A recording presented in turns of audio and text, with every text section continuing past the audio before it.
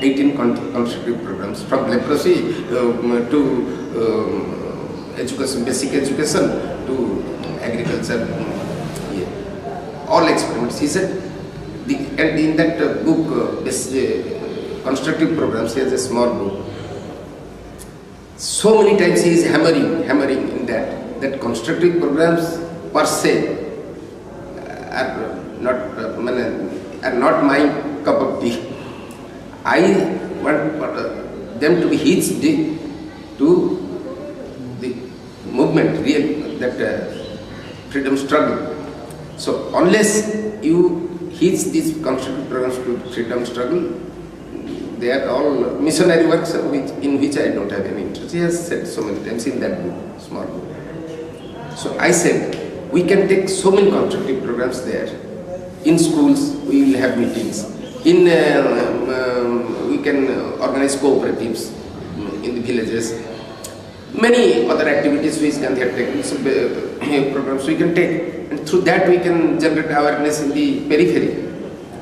And then, when suppose he now starts a movement inside, that Mr. Sahu, then like what happens in a cyclone, if there is a vacuum there, from all direction wind comes. So we would have prepared a periphery, we will go there. But these boys, they are thoroughly demoralized at that stage. Last time when they were beaten many 3 to 4 people became unconscious there. This Gundas and beaten. I was given the duty of just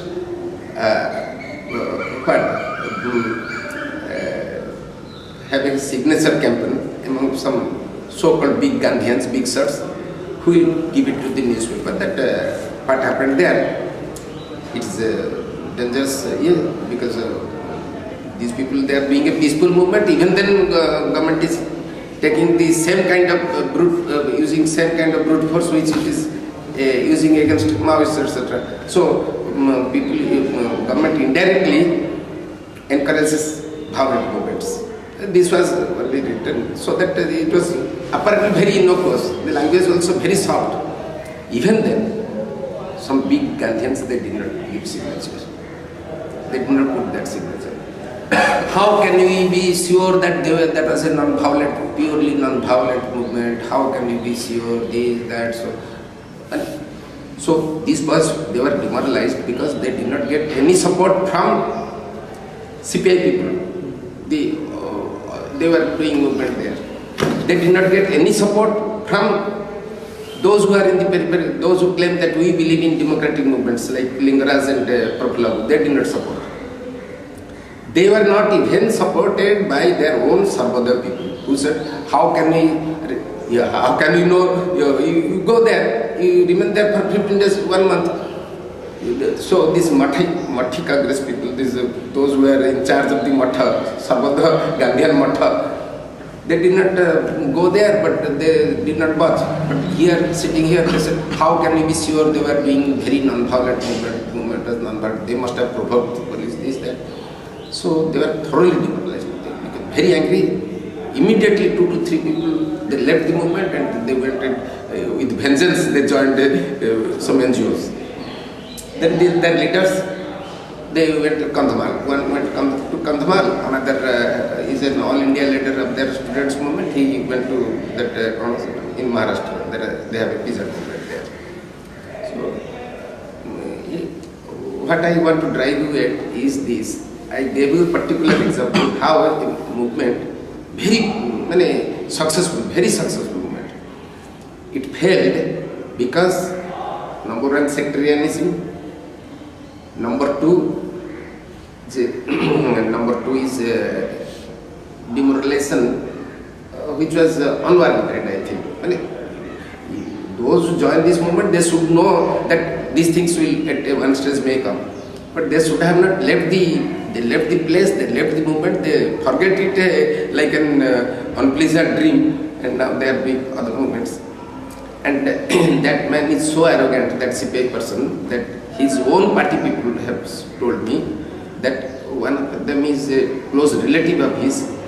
He said he does not want, he thinks that if we get involved there as a party, his Indra Pada will be lost.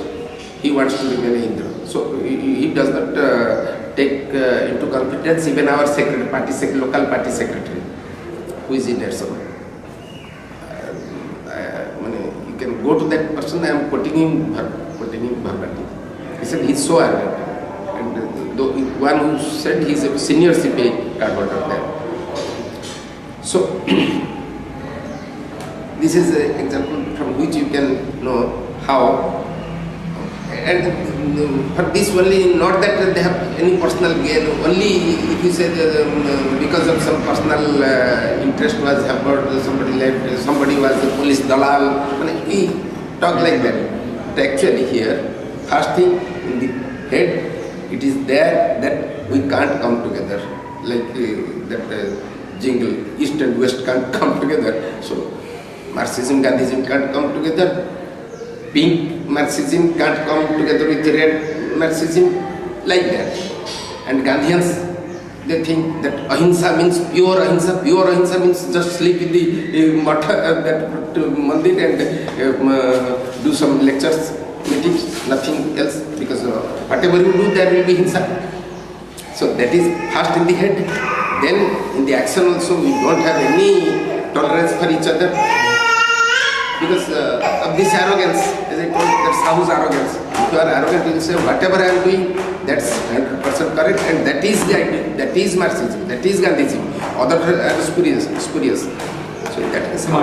One thing that seems to come from is that you don't seem to understand the principles that you profess in the first place. No, innocently, they believe innocently that what I believe, that is the correct interpretation. It is, as you said, superstition. They're not reenacting that logic. They're not thinking about it. I mean, Marxism is not, a written word that you believe in. Okay, that's the way to do it. But if it's also, in a sense, a way of thinking, a way of analyzing the situation. But that, how can you check that your way of thinking is in Marxist life, is in correct line? How can you think? We don't. In that case, Einstein, that's a very pertinent, you must have come across. Einstein said that real scientific spirit is a scientist first doubts his own premises. He does not challenge others, he challenges himself first. So whether I am correct, I am in the correct line or not, it should be through dialogue, through debate. Even with my arch enemies, I will take ideas and find out whether, where do I stand vis-a-vis my enemies, my friends, my people in other parties or ideologies. Then cross-verify